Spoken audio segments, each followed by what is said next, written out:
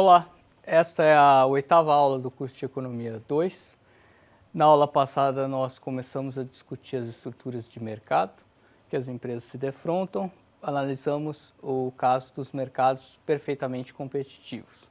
Hoje vamos abordar um pouco sobre os mercados concentrados. Primeiro vamos caracterizar o que são os mercados concentrados, em seguida falar um pouco alguns tipos de mercados concentrados, o que é o poder de mercado e como se dá a determinação de preços a partir do poder de mercado, e no último tópico aqui apresentar algumas medidas de concentração de mercado.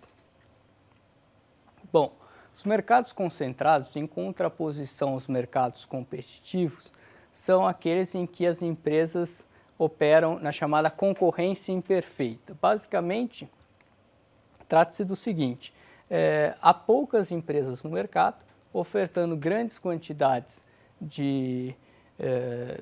da produção total, de forma que elas conseguem influenciar ou determinar o preço de mercado. Então, o preço que se observa no mercado decorre da capacidade das empresas de formarem esses preços, de influenciarem esses preços.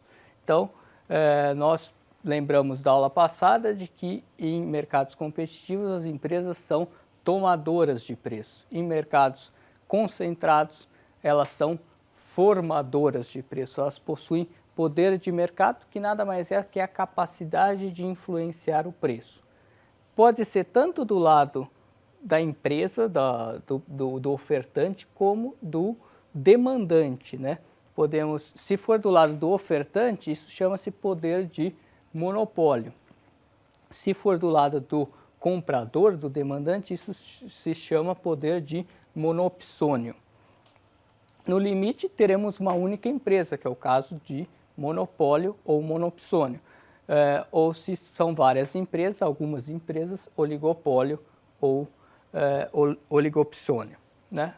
Então, essas empresas ofertam uma parcela grande da produção de mercado ou adquirem uma parcela grande da produção de mercado, ou seja, elas têm poder para influenciar o preço do que elas ofertam e do que elas adquirem. Outra característica, essa característica principal, né? Mas algumas outras características que às vezes estão presentes, não necessariamente ao mesmo tempo, são a diferenciação de produto. Nós devemos lembrar que nos mercados competitivos os produtos eram homogêneos, eram relativamente iguais. Agora, nos mercados concentrados, há em geral diferenciação de produto. O consumidor avalia produtos que são diferentes, de alguma forma são diferentes, em termos de qualidade, em termos de aparência, reputação, por uma marca, enfim, de alguma forma os produtos se diferenciam, e com isso dá uma certa capacidade das empresas que ofertam esses produtos diferenciados de também praticarem um preço diferenciado. Outra característica se refere à entrada e saída de empresas no mercado. Nos mercados competitivos, falamos que havia livre entrada e saída de empresas no mercado. Já nos mercados concentrados, há alguns tipos de barreiras, custos, impedimentos que dificultam a entrada de novas empresas, novos concorrentes no mercado, ou mesmo a saída de empresas desse mercado. Então, essas três características são as principais características a respeito dos mercados concentrados. Os tipos de mercados concentrados mais habituais que nós, evidentemente, nos deparamos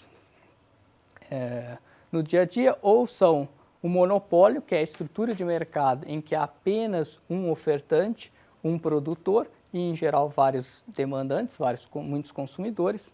O oligopólio, em que essa estrutura de mercado é caracterizada por poucas empresas, isso é bastante comum, poucos grandes produtores, grandes empresas no mercado, e também os demandantes, em geral, são muitos. O monopsônio, que é a estrutura de mercado pelo lado do demandante, há apenas um comprador ou um demandante e muitos ofertantes, ou o oligopsônio, em que há poucos compradores, poucos demandantes. Vamos falar um pouco do monopólio aqui. Monopólio é aquela estrutura de mercado em que há apenas um ofertante. O ofertante é o único ofertante no mercado. Mas ser monopolista, o fato de ser monopolista, não significa poder cobrar o preço que desejar sobre um produto. Evidentemente, o preço vai depender dos custos da própria empresa e também da demanda de mercado, se há demanda para isso, porque o monopolista ele pode desejar reduzir a quantidade ofertada no mercado e cobrar um preço exorbitante para ganhar mais, mas se não houver demanda para isso, não seria possível, né? Então, deve-se, obviamente, levar em conta os custos de produção da empresa juntamente com as condições de demanda do mercado. A condição de maximização de lucros, o nível de produção que maximiza os lucros, é a mesma condição que nós observamos na aula passada, em que a receita marginal tem que ser igual ao custo marginal. Mas dessa vez, a receita marginal não é igual ao preço, não é igual nos mercados competitivos. Se nós olharmos para esse gráfico, apenas temos que lembrar que a condição de maximização é a receita marginal igual o custo marginal, ou seja, não tem nenhuma vantagem de produzir uma unidade adicional e vendê-la no mercado, equivale justamente ao custo de produzir essa unidade adicional. Nós temos esse gráfico com o preço e a quantidade, então nós temos a curva de demanda, agora a curva de demanda não é equivalente ao preço, varia com preços e quantidades, ela só equivale à receita média. A curva de receita marginal será uma curva um pouco à esquerda da curva de demanda e nós temos a curva de custo marginal da empresa que corta a curva de custo médio no seu ponto mínimo. Então, onde a curva de custo marginal encontra a curva de receita marginal, que é nesse ponto do meio correspondente à quantidade Q asterisco, é onde a quantidade é um nível ótimo de produção que maximiza o lucro da empresa. Nós olhamos essa quantidade na curva de demanda, então obtemos o preço asterisco, que é o preço que o monopolista iria cobrar. Se ele produzisse, ofertasse uma quantidade menor, ele teria uma perda de lucro por produzir pouco e vender a um preço muito alto. Se ele produzisse a quantidade Q2 maior que a quantidade Q asterisco, ele também perderia uma parcela de lucro por produzir aí demais e ofertar um preço relativamente baixo.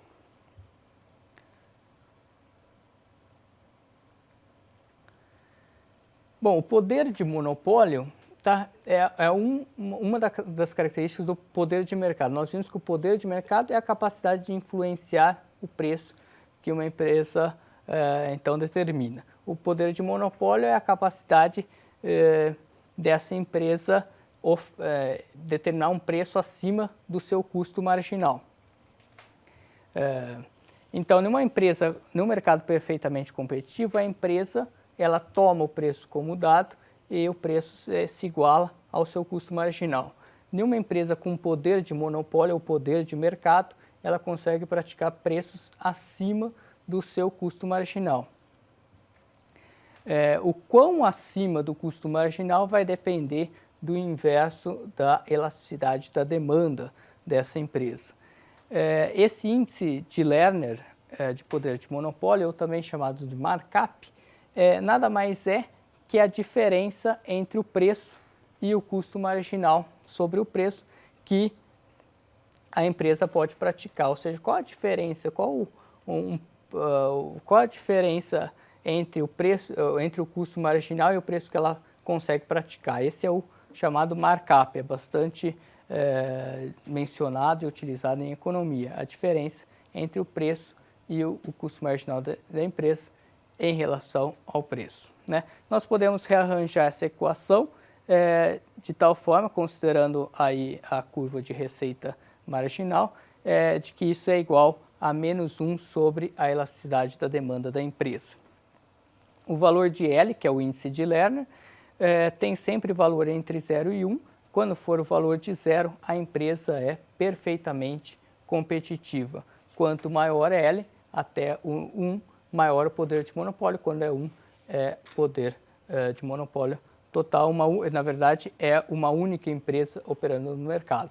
O poder de monopólio não significa que há apenas uma única empresa, né? Ele é há uma única empresa, estamos falando de monopólio, mas ele pode ser entre 0 e 1 aí, porque pode ser um mercado, por exemplo, um oligopólio, uma estrutura de mercado com algumas poucas empresas ofertando no mercado, mas elas mesmo assim conseguem praticar um preço acima dos seus custos e com isso até oferir algum lucro, mesmo no longo prazo, superior à média de mercado. Bom, rearranjando a equação anterior, nós temos que o preço é igual ao custo marginal sobre 1 mais 1 sobre a elasticidade de demanda que a empresa se depara e por seus produtos. E então essa é uma regra prática para a determinação de preço. Obviamente que algumas coisas, como a própria determinação do custo marginal ou o cálculo de qual que seria a elasticidade da demanda da própria empresa, não são tão simples assim de estimar, mas seria uma base de estimativa para o cálculo e a determinação do preço que a empresa pode praticar. Quanto menos elástica for a curva da demanda da empresa, ou seja, mais inelástica ela for, a quantidade que os consumidores demandam em relação aos preços, maior o poder de monopólio que ela terá, maior o poder que ela terá para exercer preços acima do seu custo marginal. Então, se nós temos uma demanda da empresa mais elástica, o markup, então, que é essa diferença entre o preço e o custo marginal sobre o preço, seria menor, seria menor também o seu poder de monopólio e o preço estaria próximo ao custo marginal. Se a demanda da empresa fosse mais inelástica, ela teria maior capacidade de markup, teria maior capacidade de remarcar os seus preços acima do custo marginal. Bom, os principais determinantes do poder de monopólio são esses três. O que de alguma forma condiciona o poder de monopólio, a capacidade da empresa de fixar preços acima do custo marginal, acima do que seria o nível competitivo, né? Primeiro, a elasticidade da demanda de mercado. Quando nós temos uma única empresa, a elasticidade da demanda de mercado se confunde, seria a mesma que a elasticidade da demanda da empresa. Mas com algumas poucas empresas operando no mercado, como na estrutura oligopolista, nós teríamos que a elasticidade da demanda de mercado de alguma forma estabeleceria um mínimo, um limite mínimo para a demanda, para a elasticidade mínima de cada empresa, limitando assim o poder de monopólio. Isso quer dizer o seguinte: se nós temos um mercado que é muito, cuja elasticidade da demanda em relação ao preço é muito inelástico, significa que qualquer mudança do preço teria um impacto não muito grande sobre a quantidade demandada. Ou seja, a empresa com um mercado com uma demanda razoavelmente inelástica, praticar preços maiores do que se a demanda fosse elástica, muito sensível aos preços. Então, se você tem várias empresas no mercado, a elasticidade mínima de mercado é o que daria um certo limite ao seu poder de monopólio. Se nós, por exemplo, temos que a elasticidade do mercado seja elástica, a empresa não teria tanta capacidade assim de fixar o preço quanto se a demanda de mercado fosse mais inelástica, né, em relação ao preço. Além disso, nós temos o número de empresas no mercado. O número de empresas no mercado também é um determinante do poder de monopólio que a empresa poderá praticar. Se você tem poucas empresas, obviamente que você, em geral, terá um poder de mercado maior, terá mais capacidade de influenciar o preço. Ou mesmo, você pode ter várias empresas no mercado, mas se poucas dessas empresas tiverem grande parcela de mercado, ou seja, o mercado for muito concentrado em poucas empresas ofertantes, daí essas empresas também teriam um poder de monopólio ou poder de mercado elevado. Além disso, um terceiro fator seria a forma de interação entre as empresas.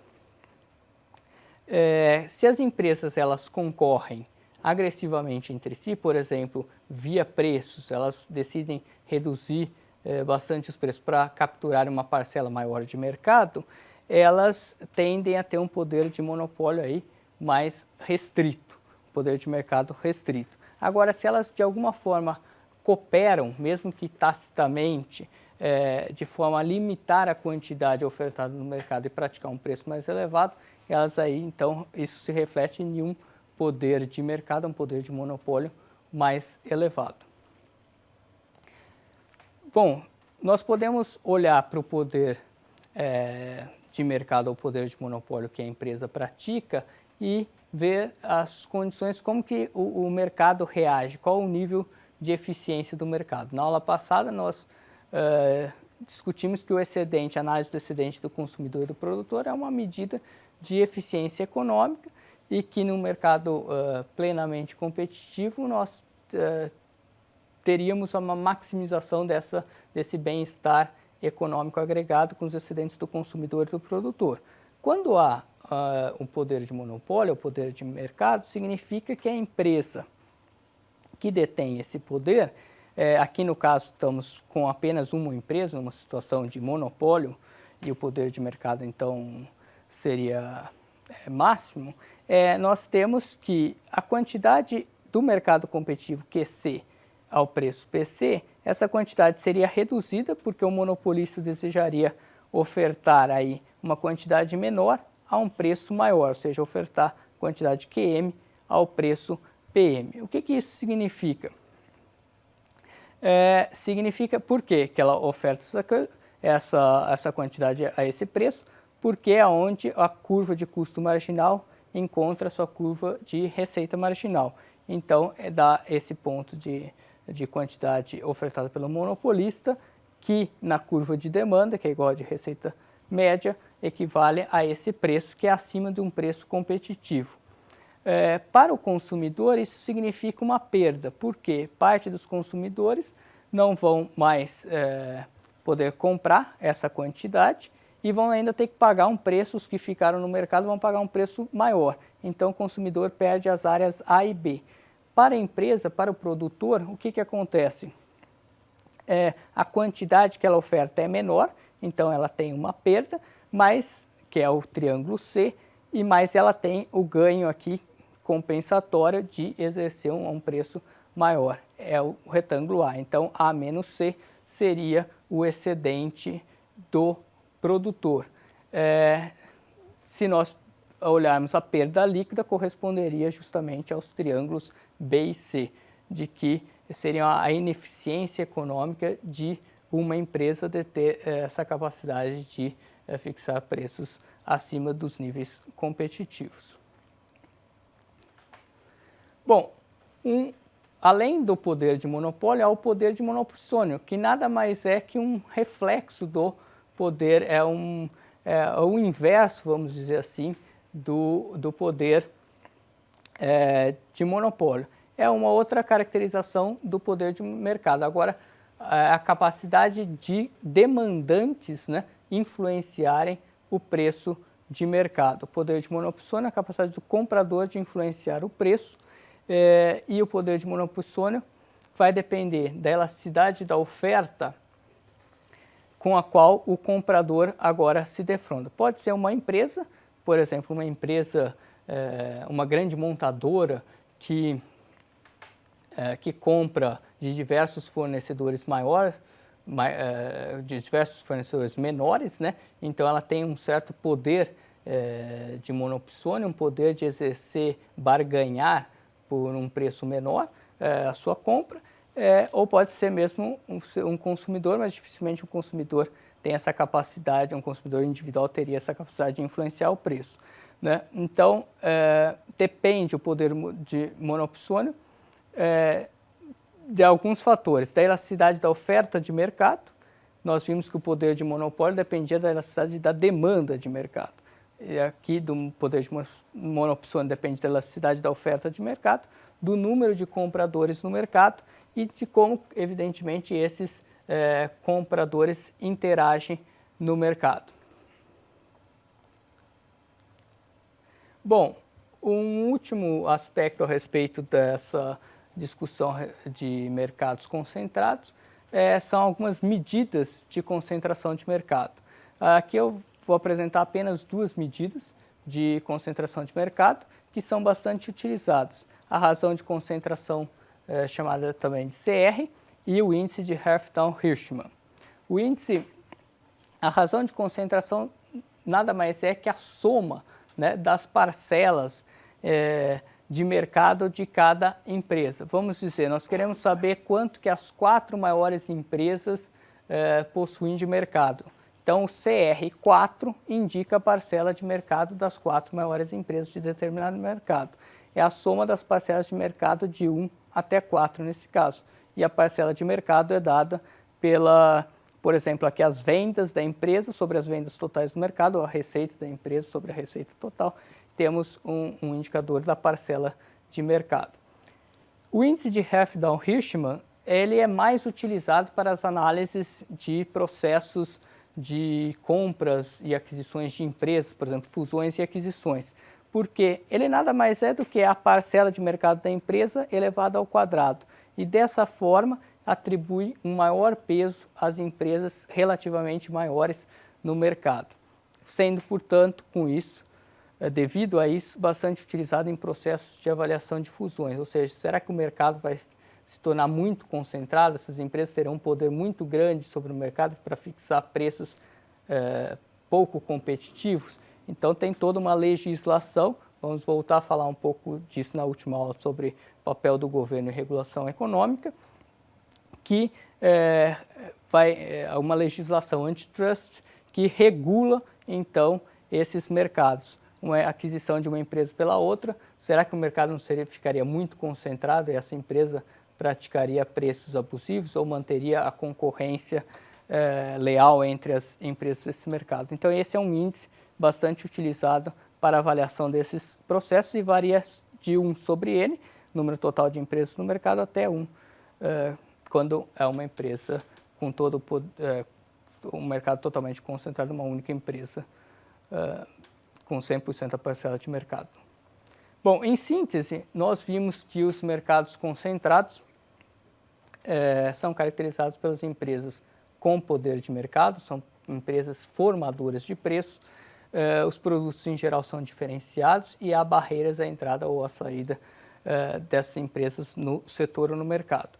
Os principais tipos de mercados concentrados, o monopólio, o oligopólio, monopsônio e oligopsônio. O poder de mercado é a capacidade desses ofertantes ou demandantes de influenciarem o preço que é praticado no mercado. E então o poder de monopólio, no caso dos ofertantes, depende da elasticidade da demanda de mercado, que pode ser restritivo a esse poder. O número de empresas que estão no mercado, esse é muito concentrado, e como que elas também interagem, competem entre si. O poder de monopsônio, depende da elasticidade da oferta de mercado, o número de compradores, se um número muito grande, em geral o poder de barganha para barganhar preços menores seria também menor, né? E a forma de interação entre esses compradores. E por fim, vimos duas medidas aí práticas bastante utilizadas para mensurar a concentração de mercado, que é a razão de concentração e o índice de Herfindahl-Hirschman. Na próxima aula vamos continuar discutindo um pouco desses aspectos referentes aos mercados concentrados, a fixação e começar a abordar algumas estratégias competitivas das empresas nesse tipo de mercado. Até lá!